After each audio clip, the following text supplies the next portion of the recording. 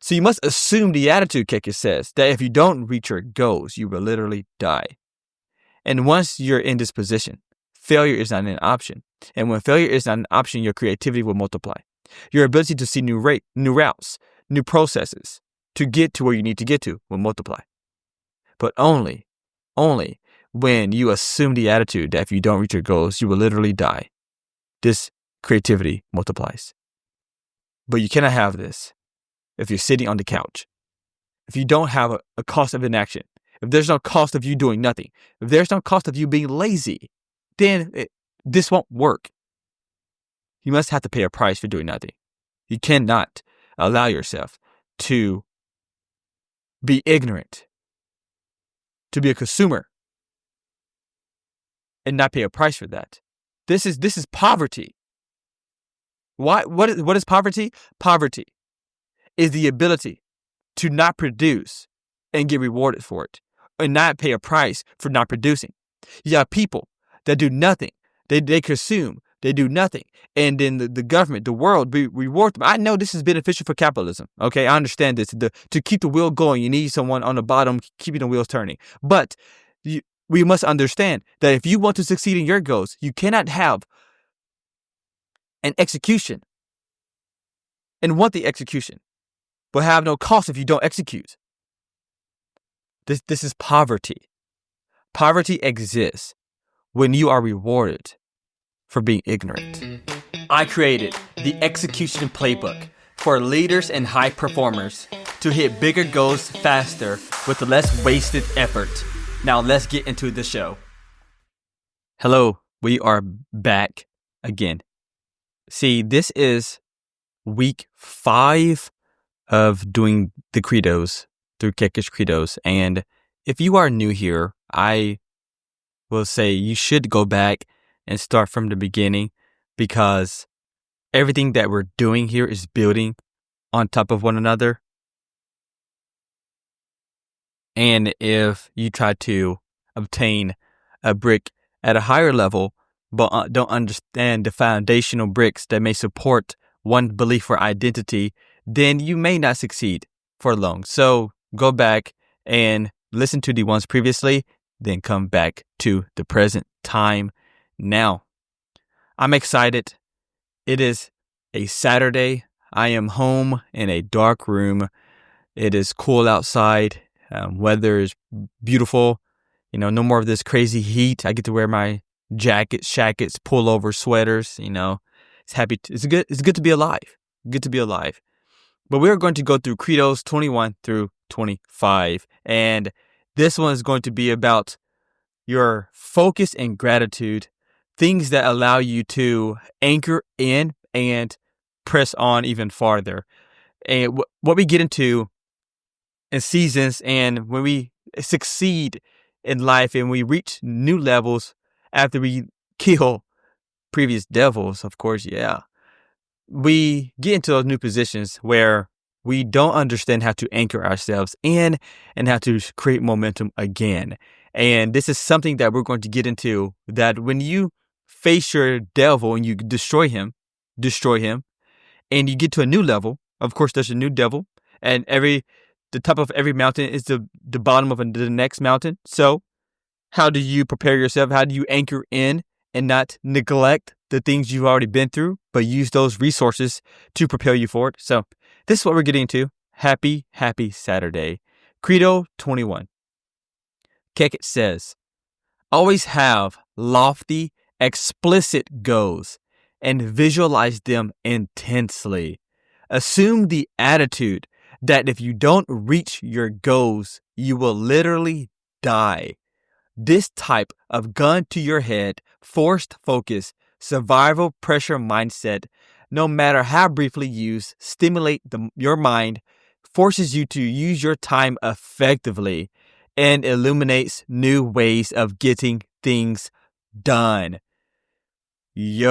Okay, he comes off, always have lofty, explicit goals and visualize them intensely. So lofty, what is lofty? Lofty means big, large,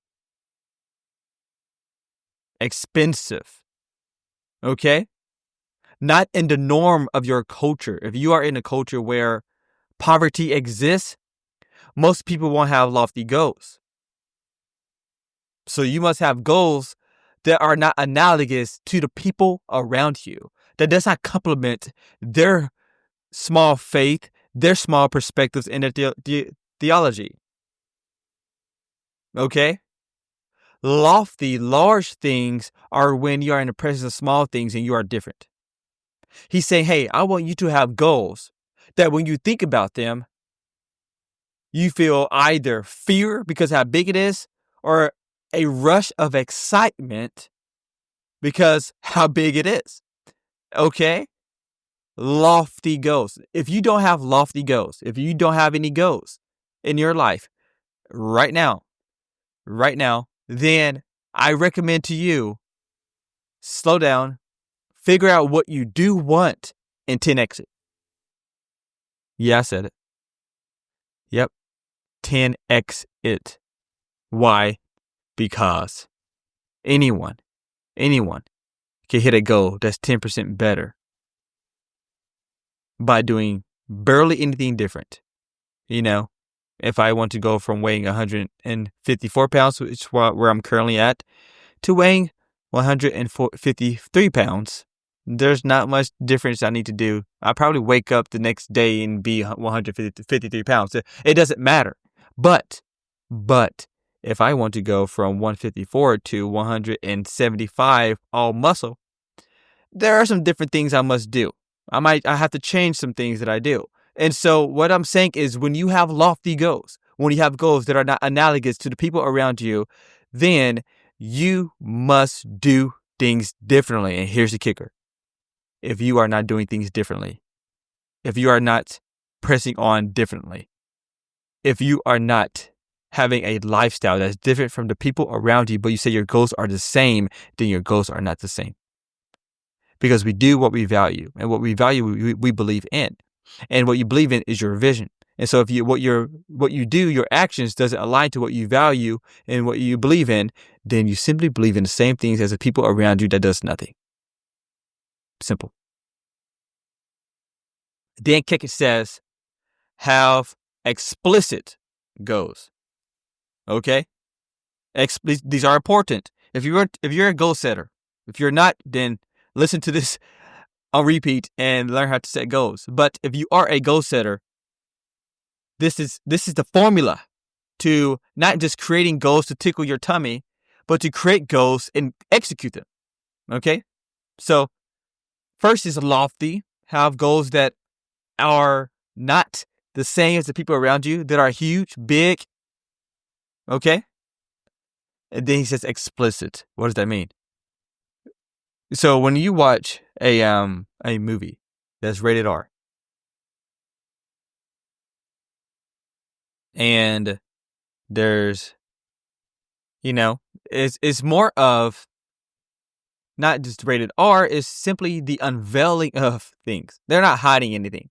They're not intentionally doing anything in the show or movie to, hide anything. And in the show, there may be language, there may be drugs, all these different things, maybe be nudity, all these different things.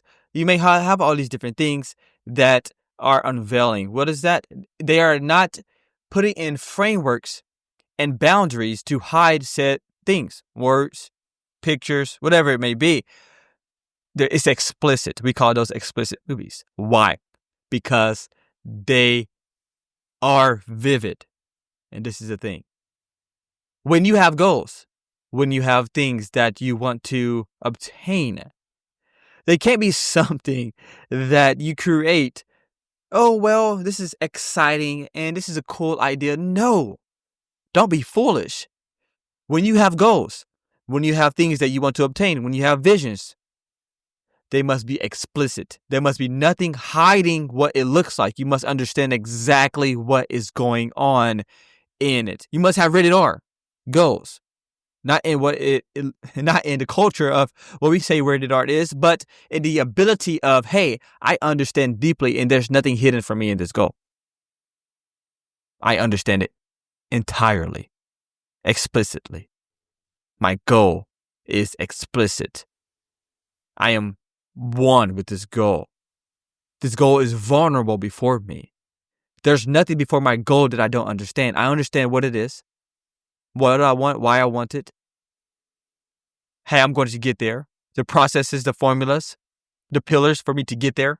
I understand these things. So, and I understand my current circumstance of how I'm going to get out the mud pit to even obtain the goal. How I am going to go from the valley to the top and remain at the top. I understand the pathway. These are explicit goals. You say you want this goal. That's not explicit. That's a dream. That's you tickling your fancy. Explicit means there's nothing hidden. You understand the full process and what is happening. All has been revealed to you. And then Kekish says, and this is one sentence, but then he says, visualize them intensely. Now, if you are a believer or an advocate of creating goals and never thinking about them again, then you are also a believer and also an advocate of failure of your goals. Yes, I can say it again. I know you're asking. If you are a believer and you are an advocate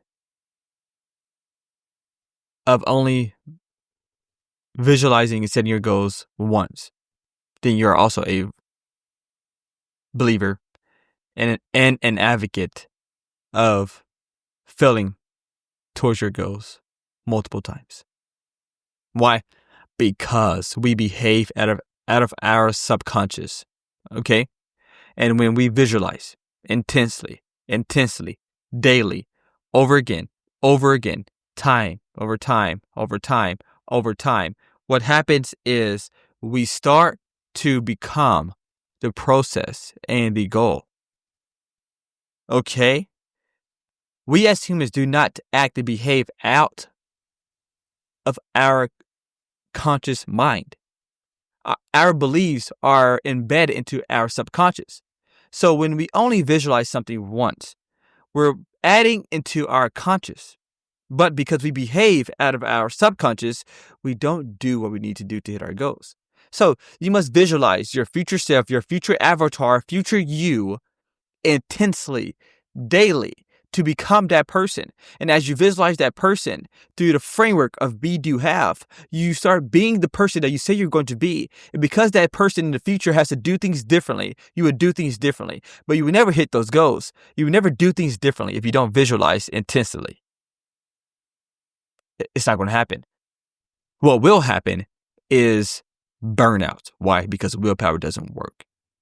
Willpower is a fraud for success. Willpower doesn't actually exist in the equation of success. Willpower, I'm not saying discipline, I'm saying willpower. Your ability to will yourself without other elements embedded to help you out doesn't work. Don't be foolish.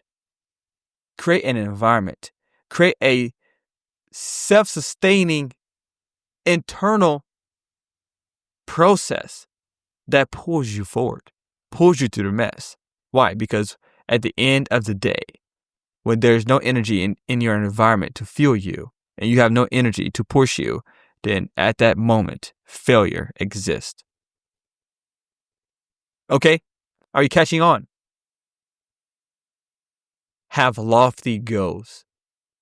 Huge, humongous, large, uncomplimentary goals. When you have those lofty goals, make sure they're explicit. Make sure you understand those goals intensely. The process, what it looks like, how long does it take, who do you need to help you, how are you going to get there, what are the pillars, the foundation, the building blocks, what are these things that's going to allow you to get here? Explicit. And then you visualize intensely. Why? Because an airplane that takes off on a mission to hit a destination will face so much resistance that if it doesn't correct, it will land hundreds of miles off from a destination. It won't even be close. Why? Because it must continually to visualize where it's going. And if you don't do the same as the airplane, then you will also be hundreds of miles off from your goal. When failure isn't an option, your creativity has to multiply. What do I mean? Okay, well, when you are in a position and the process to get out the door and get to the next level is not one-to-one. And what do I mean? If you ever done an escape room, if you haven't, then listen here because you need to go do one now. Go do it now. But if you have done one, then you understand that the goals add up to one another, right? You got to go do this over here. That may unlock this box in this hidden wall that you didn't even know was there. You got to go do this, that find out why did you even need that box. And then because the box looks like a dead end. And so it's all these different things that adds up. And you have to be creative. Why?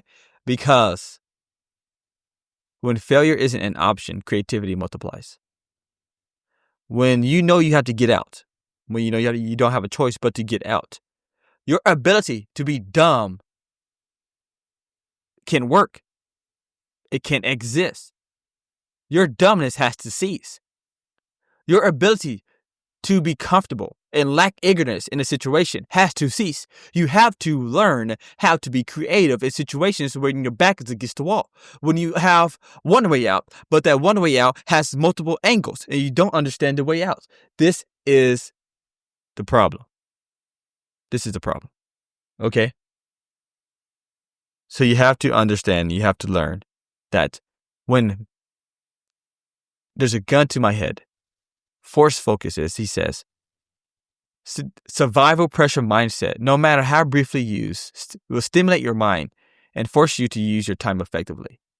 He says, hey, when you are sitting down on the couch all day and you have no cost of inaction, there's no gun to your head force focus that says, hey, if I don't do this, I will die. Then you're not going to do anything. So you must assume the attitude, Keke says, that if you don't reach your goals, you will literally die. And once you're in this position, failure is not an option. And when failure is not an option, your creativity will multiply. Your ability to see new routes, new processes to get to where you need to get to will multiply. But only when you assume the attitude that if you don't reach your goals, you will literally die. This creativity multiplies. But you cannot have this if you're sitting on the couch. If you don't have a cost of inaction, if there's no cost of you doing nothing, if there's no cost of you being lazy, then this won't work. You must have to pay a price for doing nothing. You cannot allow yourself to be ignorant, to be a consumer, and not pay a price for that. This is poverty. Why? What is poverty? Poverty is the ability to not produce and get rewarded for it, and not pay a price for not producing. You have people that do nothing. They consume. They do nothing. And then the government, the world, reward them. I know this is beneficial for capitalism. Okay, I understand this. To keep the wheel going, you need someone on the bottom keeping the wheels turning. But we must understand that if you want to succeed in your goals, you cannot have an execution and want the execution, but have no cost if you don't execute. This is poverty. Poverty exists when you are rewarded for being ignorant. That is poverty. Why? Because you are going to continue to be ignorant. As people who are at the bottom and they are rewarded for doing nothing, for consuming, why would they ever get out? Because they have small, finite rewards for doing nothing. So they think they're doing nothing is ideally doing something. Because they're doing nothing. They are rewarded something. And if you are being rewarded something and you're doing nothing, then you are going to have a poverty mindset automatically. So you must have an environment and assume the attitude that if you don't reach your goals, if you don't do something, if you don't act, if you don't behave, you will literally die. And because of this gun to your head, force focus, Keke says, will force you to use your time effectively. There will be a cost of inaction. And because of that, you do what you need to do to get out of the escape room. Your urgency will sharpen your imagination. When you are your back is against the wall, and you know that, okay, I can't sit on the couch and eat potato chips and make my belly bigger. And not just physically, we do that mentally, spiritually. Because we do nothing. We feed our mind trash. We feed it garbage and wonder why we feel like garbage. Oh, why is my emotions all over the place? Because you're feeding yourself garbage. You're watching TikTok and news channels all day and listening to music and watching TV that doesn't benefit you, and you wonder why you can't produce. You want to be sharp? Invest things spiritually, mentally, financially, emotionally into your psyche, into your identity that's going to bring you an ROI that allows you to have great results. It is foolish. It is dumb of us to want to have great results, but we spiritually, mentally, emotionally, and financially, we sit on the couch and we eat potato chips and wondering why we are still fat. You're like, oh, dude, this is rated R. Yeah, I'm sorry. Because there are so many excuses in the world and so many people that are setting goals and say they want to do things, but they don't do it. And I am sick of it and I am tired of it. Even in my circle of influence of people saying, well, this is what they want, but they like to tickle words and allow words to tickle their fancy. No, allow your words to be thorns and arrows. And if you use them and you don't use them wisely, they will destroy you. But if you don't have this mindset, that I have to be urgent. I cannot sit here and do nothing. If you don't have that mindset, you will become like a river that's halted. Infestation grows. Diseases start to grow. And if you don't have the urgency because of your COI, your cost of inaction, you would not have a sharpened imagination. And because you can't imagine anything, you would do nothing because you see nothing. Okay. Credo 22. Credo 22. The value of any service you have to offer diminishes rapidly once it's provided. Protect your compensation before performing. Kekich is saying here, listen, Johnny, when you act for any service, the value of your service you have to offer diminish rapidly once it's provided. So for you to protect your compensation, for you to get paid, my guy or girl, you must protect it first. So what is the easiest way? Get paid up front. Get paid up front. Why? Because first of all, let's on the last episode we talked about competence is guaranteeing your work. I forgot what credo that was. I think it was 15. But competence is guaranteeing your work. And the same thing here is you can't be in a position, well, I don't want to, I'm a power washer. I power wash buildings, blah, blah, blah. And you can say, well, I don't do it, but as an example, Johnny power washes buildings. And Johnny says, well, I can't take it up front because what if my result isn't guaranteed? Then, Johnny, you're not a master. You're not competent.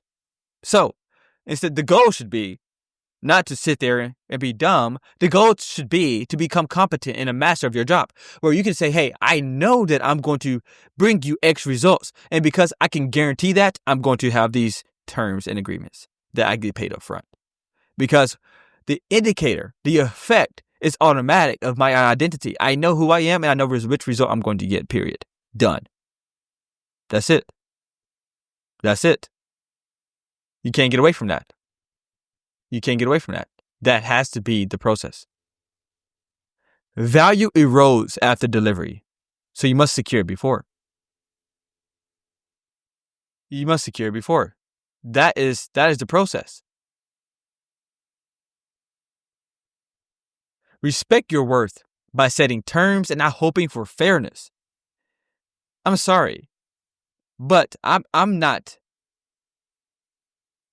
or nor do I have disempowered beliefs about humanity. I don't think I do. But if you expect humanity to be entirely fair and chivalrous, then you are putting your dreams into a dirty mop bucket. Yeah, I said it. So you must protect your compensation before performing. Respect your worth. Respect your guarantee. Respect who you are and what you say you can do by setting your term and conditions. This is how this will work. This is how I do business. This is the process. And if we can't do it this way, then next. I don't have time to waste on negotiation. I know what I can do. I know what my worth is, and I refuse to negotiate. Yep. And you may say, because you're a sales guy or you're something, well, negotiation is beneficial. No, not my worth. Sorry. Worth can be negotiated, because once worth is negotiated, then worth becomes ambiguous. And anything that's ambiguous have no structure of value. It can't. It becomes dependent on the perspectives of the circumstance. It's not that important. It's not. You can't bet on it. It's neurotic. You cannot base your business, your offers, whatever you do as a high performer, you cannot depend on them to be fair. You must set your terms and make sure they're set in place and stationary. In selling and negotiation, the person who reveals loses. Whoever reveals first loses. That's it. So learn how to protect your process. Learn how to gatekeep who you are and what you do. You reveal a little at a time. If you want to get a squirrel out the tree, then you don't shake the tree. No, that doesn't work. If you negotiate that way, if you are hard selling, it doesn't work.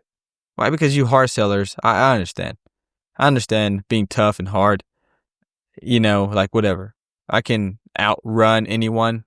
I run all the time. They're hard. They suck. I like to work. I like to do hard things that I don't want to do all the time. But hard selling is different. I don't hard sell.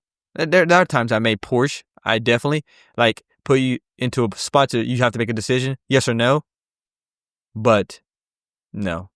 And I do understand also, if you don't hard sell people, then they may die. I understand that too.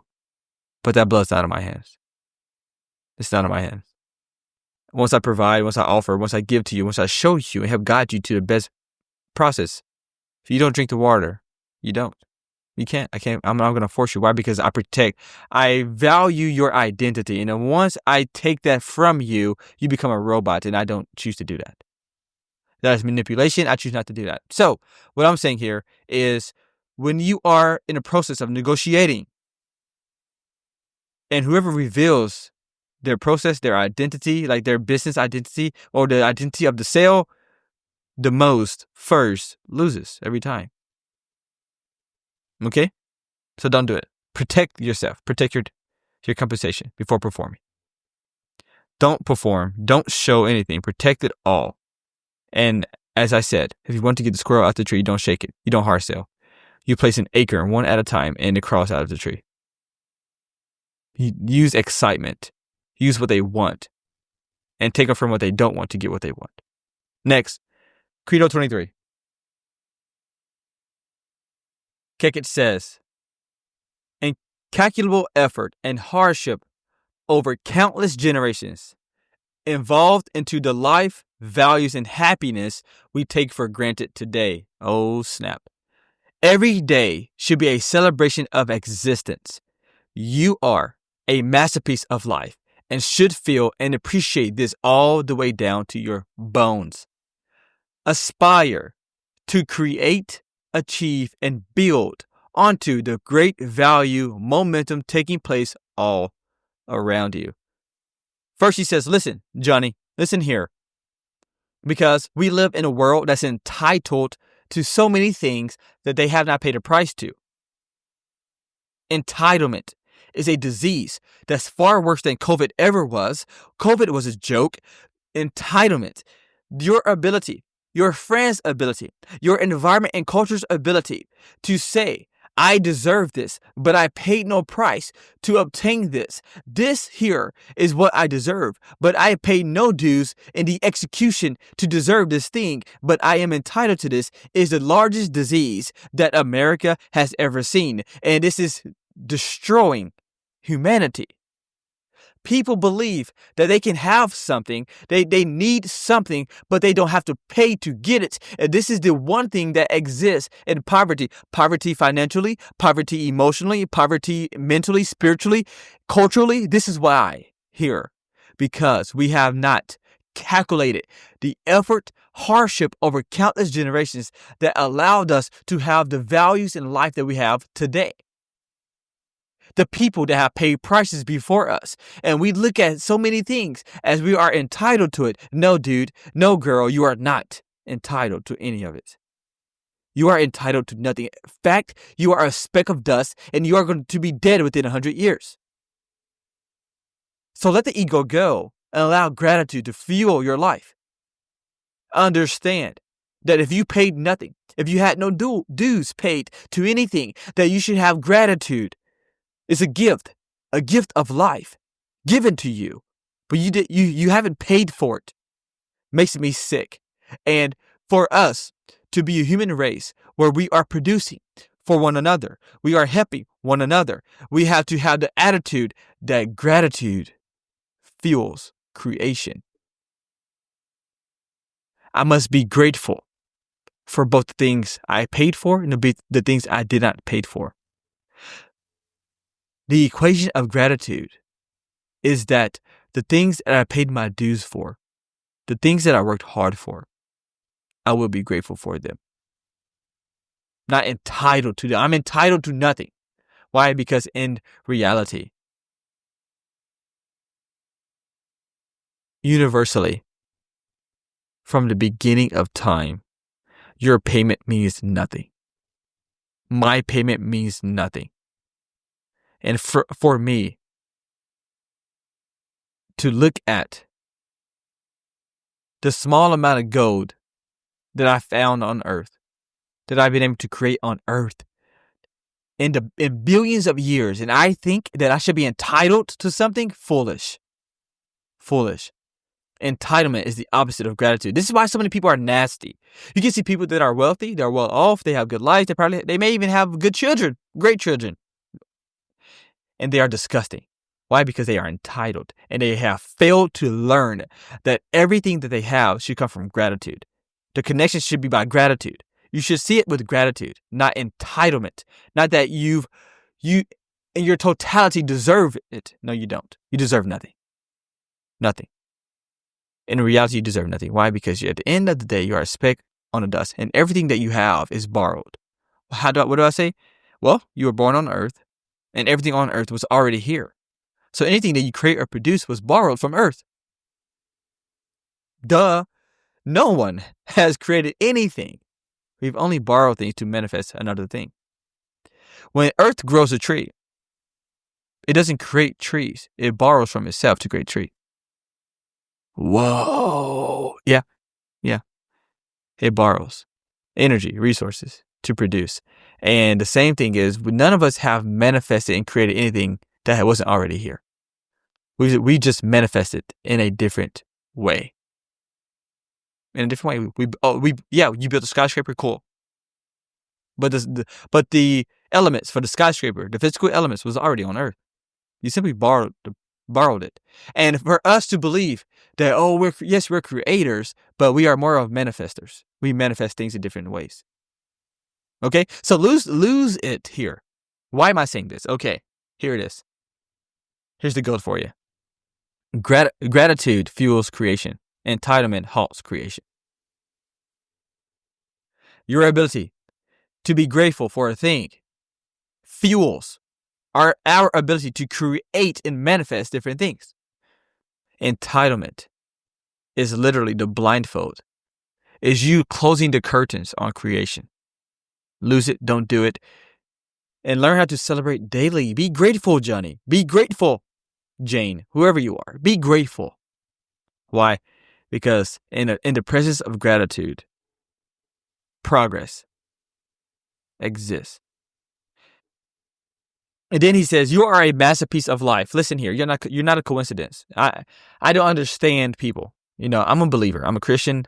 I believe I am a lover of Jesus. If you don't like that, then I don't really care at all. But I love Jesus. And the thing here is, I believe that we were created from dirt, as Genesis says. And the thing here is, when you look at our body and the processes and how it works and nature and how everything works, and we believe that it was a coincidence, I think that is the largest joke in eternity. Why? Because there is no way anything that can be like this is a coincidence. It's like saying a motor from a vehicle. No one built that motor. It just happened. It just appeared. It just happened. There was no intelligence behind it. None. It's like I can't, and I'm sure you can't even grasp the concept. And for us to even say that, hey, I am not that intricately valued, I am not a masterpiece, then it's foolish. Why? Because there has to be some kind of intelligence that created our body, the heart that beats, the blood that flows, the brain that controls, the things that we have that work all together, and we can believe that there was no intelligence. Listen here. You must understand that you are a masterpiece and not a coincidence. And because of that, you should appreciate the life that you have. And because you now appreciate the life you have, you should aspire to create and use the time you have been given gratefully and wisely. You should honor the cost of your existence by building something worthy of it.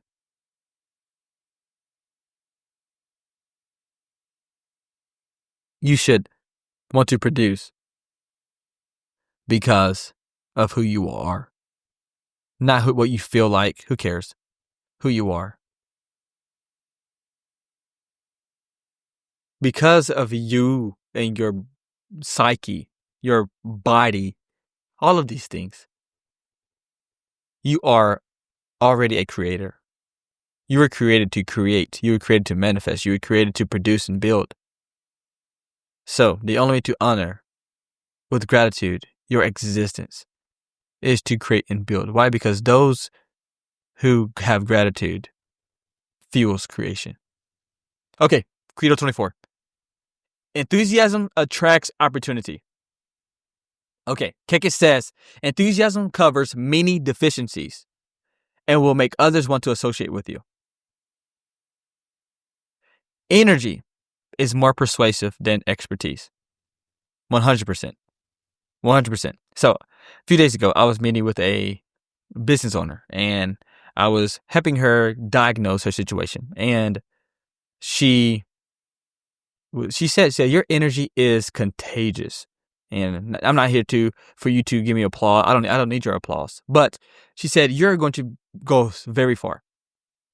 And it wasn't because of my expertise. She said, it's your energy. Your energy is moving me. And you must understand this. If you are dull, if you are disempowering, if you are negative,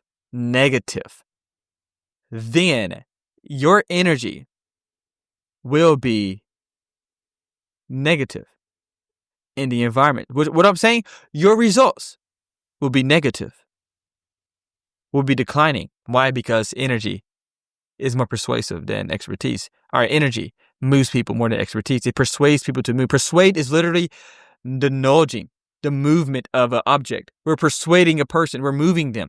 It's more important than expertise.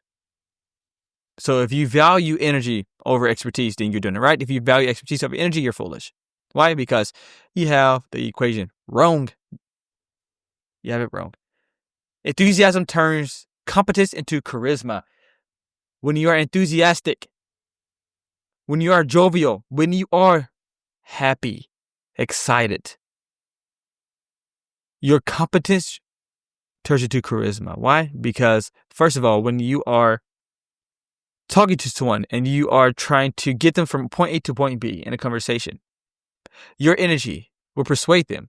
So the charisma they will see from you will enlighten them to your process. Okay? Now, I'm not saying don't be competent. Be competent. But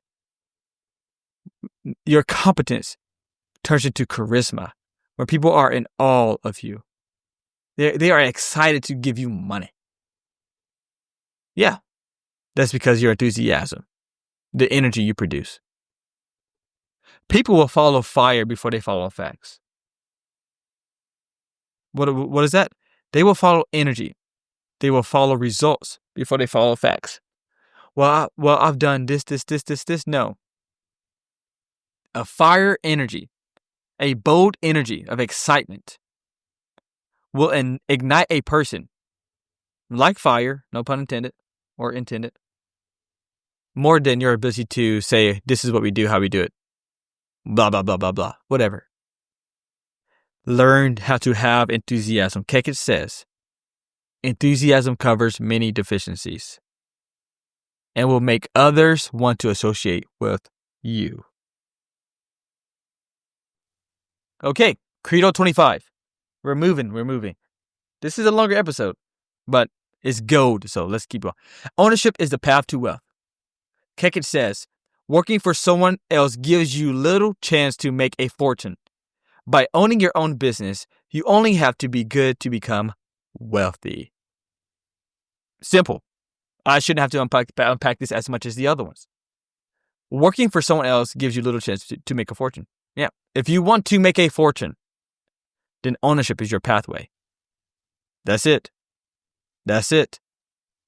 Owning your own business, owning your own process, having your name written in the industry. That's it. You becoming an employee or being an employee will not help you get wealthy. Why? Because you are making someone else rich. There are fair few industries where you make others rich and you get rich also. They are there, but you have to be high expertise. Okay? For the general public are they're not masteries at things, right? They're not world class. Okay? So that doesn't apply to them.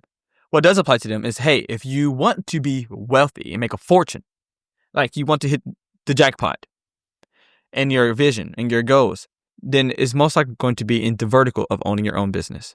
Why? Because employees limits it and ownership multiplies it. Freedom comes from equity, not salary. Now, I know what Scam Ramsey says, Dave Ramsey. He says that, you can save money, save here. No. Saving is not the issue. Accumulation is the issue. Listen here. If I am outside running, okay? Talk to me, right? Or listen to me. If I am outside running, part of me being efficient in my run, yes, is learning how to control my breathing. But the biggest part of me running is getting in more oxygen. That is the main thing. And the same thing is financially. It's not about all preservation. It's about accumulation. I accumulate and I preserve. Not just preserve and try to accumulate. No, it's foolish. Okay? So don't believe that. Control what you build or someone else will control your outcome. If you don't know the process, if you don't control your process and what you do, your ownership, then someone else will control your results, your pay, your vacations. Oh, that makes me. If I want to take off work, I'm going to take off. If I want to travel, I'm traveling. Right? Okay. So if I can't control what I build, then someone else will control my outcome, my pay, my vacation time, all these different things that I don't agree with. For me. Okay. And this is not for everyone, but it is for you. If you say, I want to make a fortune, then you must be in the alignment of first, I must own my own business to become wealthy. Why? Because only masters in the field can become wealthy through employment. World class. 1 of 1, 1 of 2, 1 of 3. There's no better. Like, you pay. Those people come wealthy off employment. And most likely they still own their results, which is they own their own business. Okay? So final challenge for you. Or the challenge. I don't know why I say final challenge every time. Operate like your life depends on your vision. Okay? Create one non-negotiable standard that forces your next level. And approach it. Here it is. Approach it with survival level focus, ownership and enthusiasm, and gun to your head force focus that if you fail, you must die. Operate like this, that if you do not hit your goals and your life depends on it, you will die. That's all I have for you. I will talk to you in another week. Deuces.